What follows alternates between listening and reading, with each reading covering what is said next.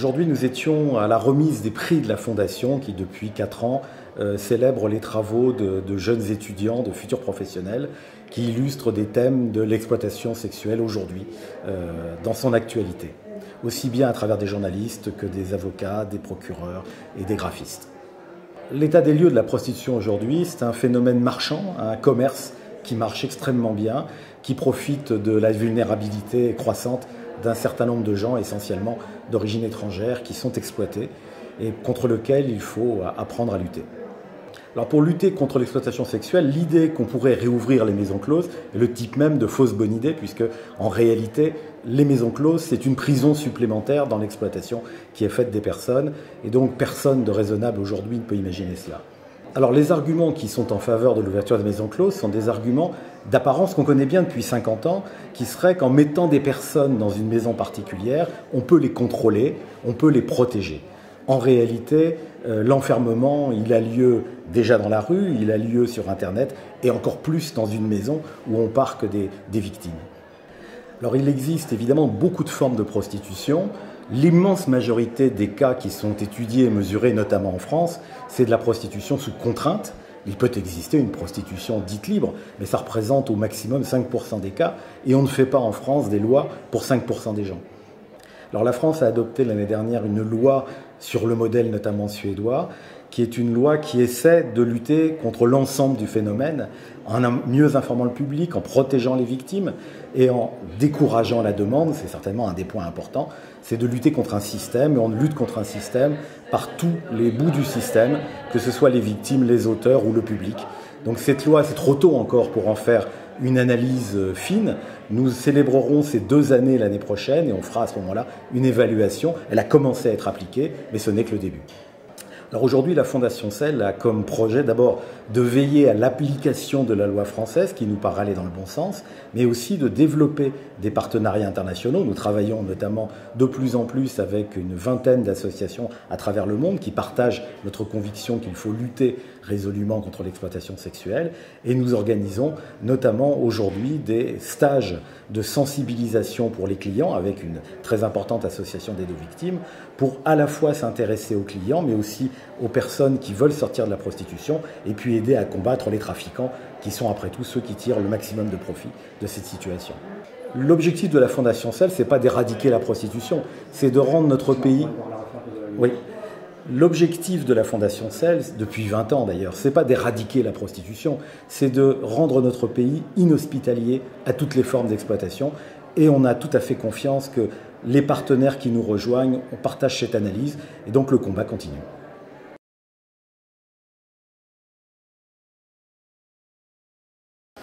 Alors la Fondation, c'est une structure qui en fait est beaucoup dans l'analyse, la compréhension et l'éclairage du sujet d'un point de vue global, c'est-à-dire mondial.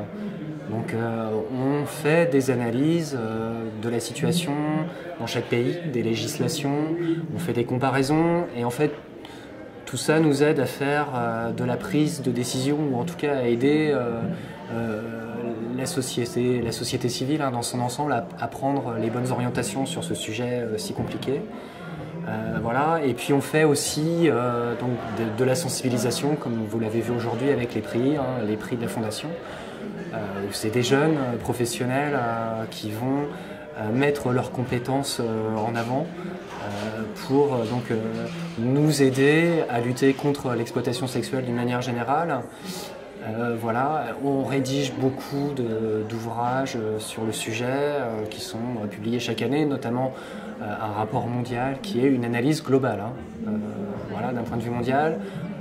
On doit aussi, on a une antenne juridique, donc la Fondation est aussi partie civile dans les procès pour aider les victimes, aux côtés des victimes. Et en charge sur Paris avec une autre association qui s'appelle l'APCARS, des stages de responsabilisation sur les peines complémentaires des clients qui sont pénalisés. Alors en France, les études aujourd'hui montrent qu'on est entre 20 000 et 40 000 personnes prostituées. La dernière étude financée par l'Union européenne a fait état de 37 000 personnes prostituées en France. Alors, c'est un chiffre qui reste à peu près constant. depuis plusieurs années, mais avec beaucoup d'évolutions chaque année et avec donc une majorité de personnes d'origine étrangère et victimes de réseaux de traite des êtres humains. Donc en France en particulier, on a les réseaux nigérians, on a la prostitution chinoise et puis on a la prostitution des pays de l'Est, Roumanie, Bulgarie en particulier. Voilà, l'état des lieux de la prostitution en France. Et puis on a aussi une prostitution française qui remonte. On est à peu près à 30% des personnes. Voilà, avec Internet qui aujourd'hui joue un rôle très fort dans la mise en relation entre l'offre et la demande, sans que pour autant ça ait fait changer le volume ou le volume global de la prostitution en France. Alors la prostitution nigériane, c'est une prostitution particulière en France où en fait les victimes viennent, pour la plupart d'entre elles, des villages au Nigeria où elles sont prises par des recruteuses ou des recruteurs sur place qui vont les acheter à leur famille ou qui vont leur mentir et leur promettre monts et merveilles en France. Et puis elles vont, pour la plupart d'entre elles, passer par des séances de vaudou, de juju, où en fait elles sont envoûtées et elles sont en fait finalement dès le départ dans une obligation d'obéir à ce qu'on va leur demander et ce qu'on va leur dire. Après ça, elles ont clairement une traversée du désert, c'est-à-dire qu'on passe par des routes et des réseaux qui vont les emmener jusqu'en Libye, pour celles qui ont survécu. Et une fois en Libye, pour celles encore qui y survivent, on leur fait passer la Méditerranée. Là, elles payent des passeurs. Donc certaines vont payer avec leur sang, certaines vont payer avec leurs organes. On en est là aujourd'hui.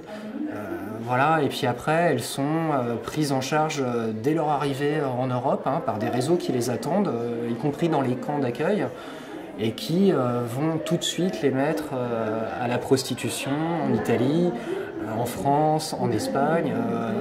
Et c'est une prostitution qui tourne très très vite. Certaines filles à Paris sont là depuis 1 an et puis après vont aller ailleurs, ou certaines restent 6 mois, et d'autres c'est encore moins longtemps.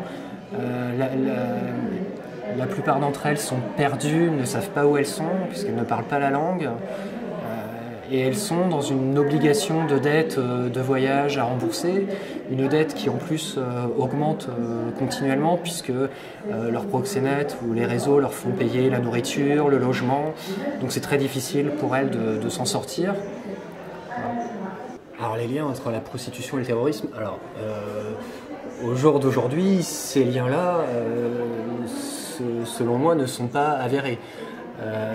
Ce dont on est sûr, c'est qu'il y a une exploitation des minorités, en particulier la minorité yazidi qui a été clairement exploitée, qui l'est toujours dans les territoires encore occupés par le groupe État islamique. Donc là, on est dans une déshumanisation complète des personnes qui sont vendues plusieurs fois, qui sont échangées, qui sont violées, qui sont achetées, en tout cas qui sont vendues sur des marchés, des marchés aux esclaves, où il y a des enchères, des ventes aux enchères, où l'État islamique a fait circuler des tracts avec des prix qui étaient des prix en fonction des âges des personnes, et plus les personnes étaient jeunes, plus c'était cher. Et clairement on se débarrasse des personnes les plus âgées. Ça concerne particulièrement les minorités. Donc, la minorité yézidi a été la plus touchée, mais elle n'est pas la seule. Effectivement, les minorités turkmènes, d'autres minorités finalement. Voilà. Ensuite, on peut assimiler certains faits de traite des êtres humains à ce qui s'est passé chez les groupes terroristes. C'est-à-dire qu'on s'est aperçu quand même que certaines femmes ont servi de monnaie d'échange et étaient... finalement, il y a des camions, par exemple, qui ont été interceptés, des camions qui se dirigeaient vers l'Arabie Saoudite, donc pour de la vente, clairement, et certaines femmes ont été récupérées comme ça. Donc là, on est clairement dans de la traite des êtres humains, en fait de la revente par l'État islamique, de la revente de victimes. Et puis on a aussi eu des cas où les jeunes victimes yazidis étaient revendues. Alors tout ça passait par des intermédiaires notamment à Gaziantep en Turquie. Alors quand c'est la famille qui réclame et qui est aidée pour récupérer la fille ou la femme, là ça va, mais ça peut être aussi de la vente aux enchères, au plus offrant, et là ça peut être des réseaux effectivement de prostitution qui peuvent récupérer ces victimes. La situation des personnes prostituées françaises, alors il y a plusieurs choses. On a des personnes prostituées en fait qui sont dans la prostitution de rue et qui sont dans la prostitution depuis très très longtemps et qui aujourd'hui sont un peu démunis de tout, qui ne savent pas comment faire pour arrêter, alors qu'aujourd'hui il y a les parcours de sortie et les associations clairement peuvent les y aider, mais il y a une vraie addiction par rapport à l'argent, et il est très difficile en fait de s'imaginer autrement que comme ça quand on a fait ça pendant des années. Et pourtant si on leur expliquait clairement qu'elles peuvent faire autre chose et qu'on peut les aider à faire autre chose, elles le feraient. Voilà. Après on est beaucoup plus inquiet par la prostitution de mineurs qui semble se développer en France. En tout cas, les chiffres qu'on a récupérés nous en 2016 montrent clairement qu'il y a une recrudescence, ou en tout cas une vraie progression de la prostitution de mineurs. Alors notamment, on a vu avec ce qu'on pourrait appeler les dealers de filles, c'est-à-dire une prostitution plutôt de cité, où en fait c'est de jeunes trafiquants qui se diversifient dans leur activité criminelle et qui touchent à la prostitution et qui prennent comme proie des jeunes filles un peu désocialisées, isolées, perdues, et qui leur envoient des loverboys, ou en tout cas qui leur font beaucoup de promesses. Et puis après un certain temps, on va les mettre à la prostitution et les obliger à recevoir des clients. Et ces jeunes filles-là, finalement, se retrouvent dans un univers qu'elles n'avaient pas imaginé, qui est un univers clairement sordide. Clairement, pour la prostitution des mineurs, on est face aussi au rôle d'Internet, notamment via les sites d'annonces, où on s'aperçoit qu'il y a beaucoup de publications d'annonces, alors qui paraissent légales, qui peuvent paraître légales, mais qui sont clairement des annonces de prostitution cachées et qui concernent des mineurs. Alors les annonces ne sont pas publiées par les jeunes filles, les annonces sont publiées par le petit copain, par le réseau, par la famille, mais pas par elles. Et on est clairement dans la prostitution. Alors que finalement, ces sites, depuis la loi d'avril 2016, sont censés porter auprès des autorités le signalement des cas suspects. Voilà. Et donc aujourd'hui, on a des sites avec plusieurs milliers d'annonces, et on a beaucoup d'annonces qui sont des annonces à caractère prostitutionnel, alors plus ou moins cachées, mais il y a clairement un marché qui existe puisque ces annonces sont payantes. Donc on dénonce très fortement la non-action, ou en tout cas l'action insuffisante, qu'on estime insuffisante de ces sites pour dénoncer les faits prostitutionnels qui mettent en danger au jour d'aujourd'hui des mineurs.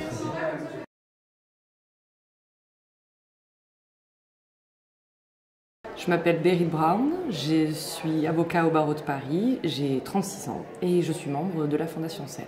Alors aujourd'hui c'était donc la remise des prix de la Fondation CEL.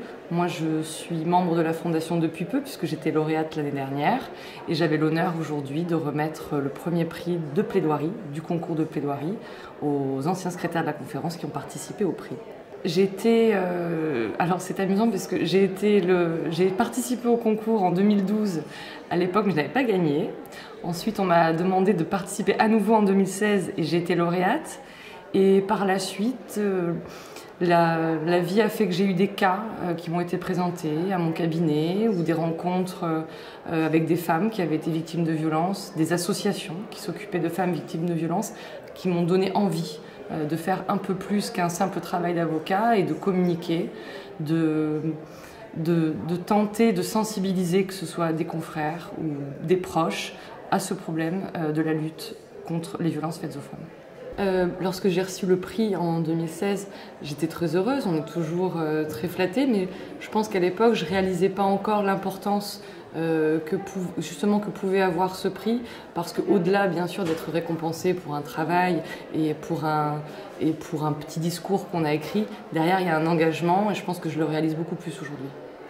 Aujourd'hui, c'était un moment très important pour moi de remettre ce prix donc aux lauréats, que ce soit du concours de plaidoirie, mais être aussi aux côtés des lauréats du concours de réquisitoire, parce que dans la mesure où c'est une affaire qui me touche personnellement, puisque le cas pratique qu'on avait donné à nos vaillants concurrents, eh bien, c'était une personne que je connaissais, puisque c'est une jeune femme que je défends à mon cabinet, et de les voir se battre, de les voir mettre tout leur talent au service de ce procès fictif, mais qui en réalité existe et a existé, c'était très touchant et c'est motivant de voir les jeunes talents, de voir les futurs confrères, de voir les futurs magistrats, les futurs procureurs mettre toutes leurs forces, livrer bataille, si je puis dire, pour cette cause qui est très importante. C'est touchant, c'est encourageant, c'est motivant. Alors, la Fondation SEL, à l'origine, existe depuis 23 ans, mais ça, c'est plus M. Charpenel qui vous en parlera. D'une manière générale, c'est mettre en œuvre des actions pour lutter contre les violences faites aux femmes.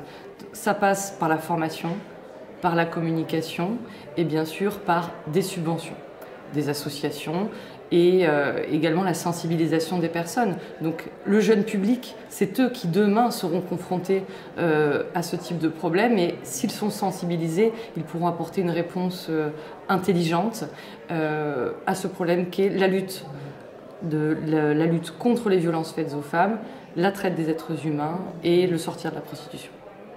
L'intérêt de ce prix, alors pour les candidats, je pense que c'est de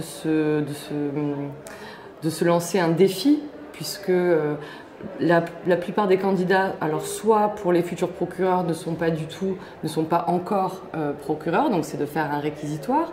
Les avocats de la défense, eh bien, qui prennent la parole pour les victimes, c'est aussi un rôle à contre-emploi, puisque généralement ils défendent peu de victimes, mais à l'issue de cette remise de prix d'aujourd'hui, ce que j'en conclus, c'est que remettre ces prix aujourd'hui, ça donne envie d'en remettre d'autres.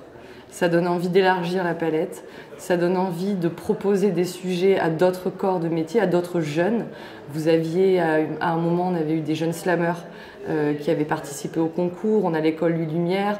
Nous allons avoir des médecins qui sont confrontés chaque jour, bien sûr, à la détresse et puis aux problèmes de santé que génère la prostitution. Et on a envie d'ouvrir, je pense, encore plus le spectre du concours, peut-être à d'autres professions. J'imagine, pourquoi pas des pompiers, pourquoi pas des policiers, pourquoi pas...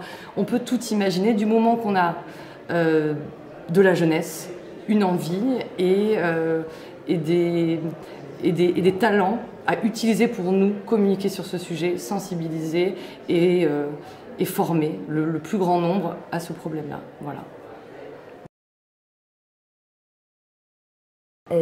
Je suis Gabrielle Fingerhut, avocat au barreau de Paris, ancienne secrétaire de la conférence et j'ai l'honneur de venir de remporter le concours de la Fondation SEL, prix du jury et prix du public. Ce que m'a apporté la préparation de ce concours, c'est qu'il nous était donné de se mettre à la place de quelqu'un qui ne parlait pas la langue française, qui était seul en France, avec un seul lien avec le monde extérieur et une seule personne dans son entourage qui parlait français, et c'était sa famille et c'est son cousin qui l'a exploité. Et donc, ce qui est intéressant, c'était de se mettre à la place d'une personne tellement vulnérable qu'il suffisait de l'impact d'une personne qui voulait l'exploiter pour qu'elle se retrouve complètement à sa merci. Et ça a été extrêmement intéressant. Alors l'intérêt pour ma carrière, je l'ignore encore, je ne l'ai pas fait pour ça.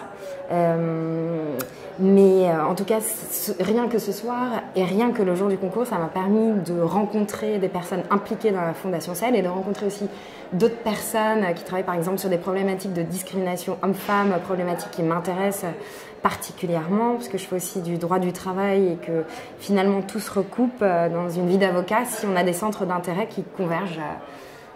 Voilà. Alors mon regard sur la prostitution a pu changer. Alors moi, je ne me prononce pas du tout sur le débat sur la prostitution.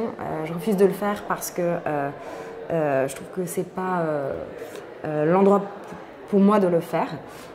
En revanche, ce qui est sûr, c'est qu'il y a plusieurs types de prostitution. Il y a plusieurs types également de personnes qui bénéficient de la prostitution. Et ce qui est sûr, c'est que la problématique du cas qui nous était posé, c'était à la fois la problématique d'une femme complètement vulnérable parce que dénuée de ressources financières, dénuée du pouvoir déjà de la langue, ce qui permet de s'intégrer, dénuée de contacts, dénuée même de famille. Et c'était vraiment très enrichissant de se plonger dans sa vie pour comprendre à quel moment se fait l'exploitation ultime et l'emprisonnement de cette personne qui, à quel point devient une victime totale en fait, de celui qui profite de son travail en qualité de prostituée. Pour conclure, en tant qu'avocat, nous avons une double mission. La mission d'emporter la conviction, tenter de l'emporter des magistrats, de leur présenter la personne que l'on défend, qu'elle soit partie civile ou prévenue, de manière différente pour qu'elle soit incarnée et qu'elle devienne quelqu'un, une personne. Et la mission également, quand on est partie civile, d'essayer de contribuer au processus de réparation, puisque elle va entendre quelqu'un utiliser des mots dont elle ne dispose pas et peut-être analyser même des choses de manière inédite d'une manière qu'elle n'a pas pu atteindre elle-même. Et particulièrement dans ce cas-là, c'était important de prendre la parole pour une femme qui justement elle-même ne peut pas s'exprimer dans la langue du pays où elle essaye de se voir rendre justice. Alors aujourd'hui, nous étions là au Palais de Justice pour les prix de la Fondation et c'est la quatrième année que les prix ont lieu et ces prix ont la spécificité de faire appel à des jeunes de l'école de la magistrature, de la conférence des avocats, de l'école des arts visuels, de l'école de journalisme, tous des jeunes gens qui n'ont pas eu forcément l'occasion de s'intéresser à la question prostitutionnelle et qui planchent sur des sujets que la Fondation leur donne. Alors, l'état des lieux de la prostitution, c'est un tout petit peu difficile de vous dire quelque chose sur l'état des lieux en France, parce que d'abord, ça a beaucoup évolué et d'autre part, on n'a pas vraiment de statistiques et l'idée. Mais tout ce que moi je sais, c'est qu'il y a énormément de femmes étrangères qui sont exploitées dans la prostitution, qu'il y a beaucoup de femmes qui viennent des pays africains, du Nigeria en particulier, beaucoup de femmes qui viennent de Chine et aussi des femmes qui viennent de l'Europe de l'Est. Ce sont des réseaux différents, mais qui aboutissent tous au même résultat. Ces femmes sont trompées pour la plupart.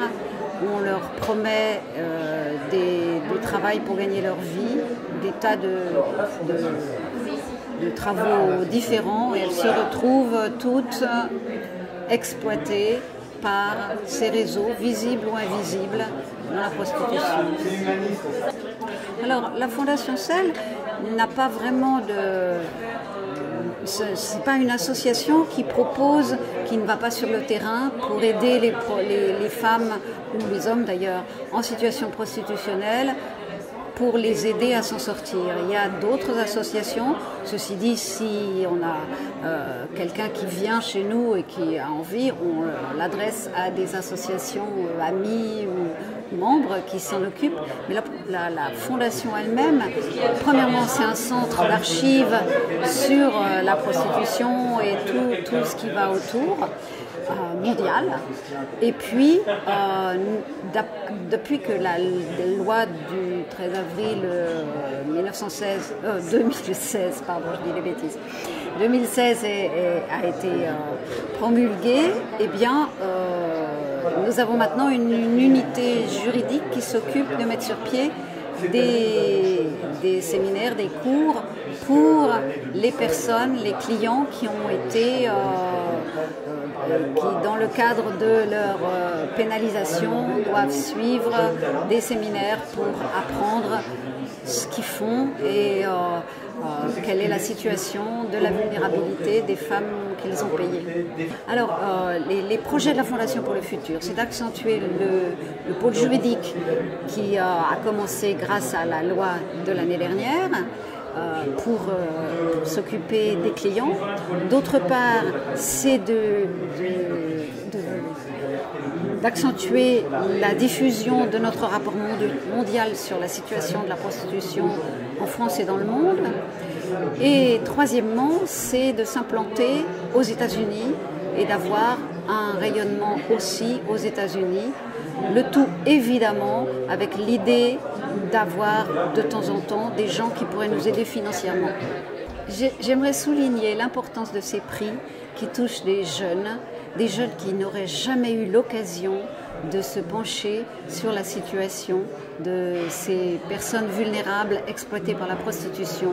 Et comme beaucoup des lauréats l'ont dit, c'est quelque chose qui est très très utile et qui est très heureux que ces jeunes aient pu enquêter sur ce que c'était que l'exploitation de la prostitution et qui maintenant pourront parler avec les gens de leur génération et nous relayer pour justement expliquer qu'est-ce que c'est que l'exploitation des femmes et des enfants et des hommes dans ce système qui relève de la criminalité organisée.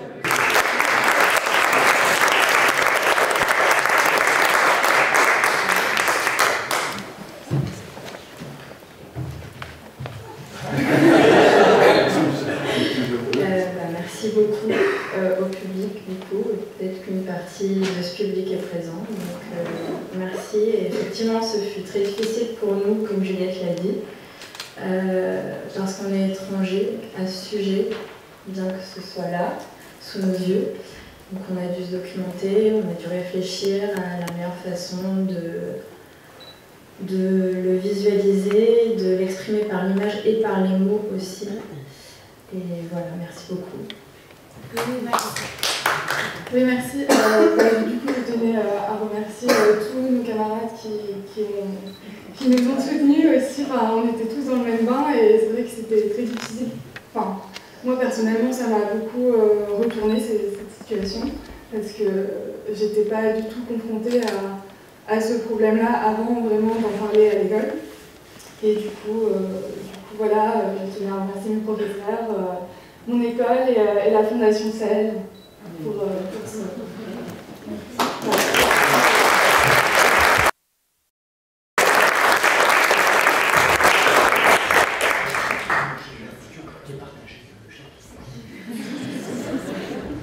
Monsieur Benchek, en réalité, a eu un rôle positif, majeur, dans l'activité prostitutionnelle de Madame Lachina.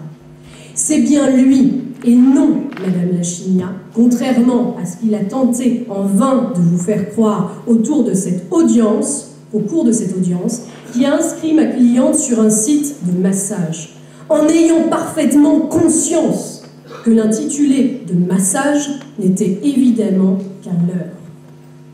Sans sourciller, Monsieur Benchek vous indique aujourd'hui qu'il ignorait tout de l'activité de Madame Lachigna, qu'il aurait même tenté de la dissuader de se livrer à la prostitution. Alors, Monsieur le Président, Mesdames du tribunal, c'est une honte.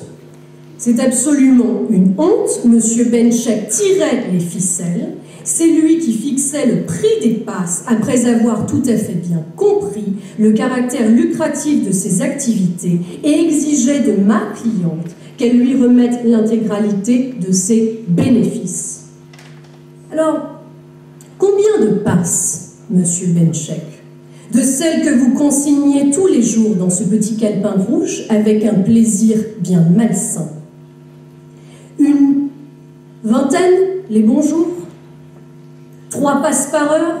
Combien ça fait par mois, Monsieur Benchek? Oui, vous savez compter. Ça fait 600 passes au mois. Voilà ce qu'était le quotidien de Madame Lachigna pendant 1 an. Mais je peux aujourd'hui vous en donner le prix. 1500 €. Et ça, quand elle y pense, ça l'aide parfois à se dire que peut-être un jour, elle pourra de nouveau prononcer le mot « à venir ».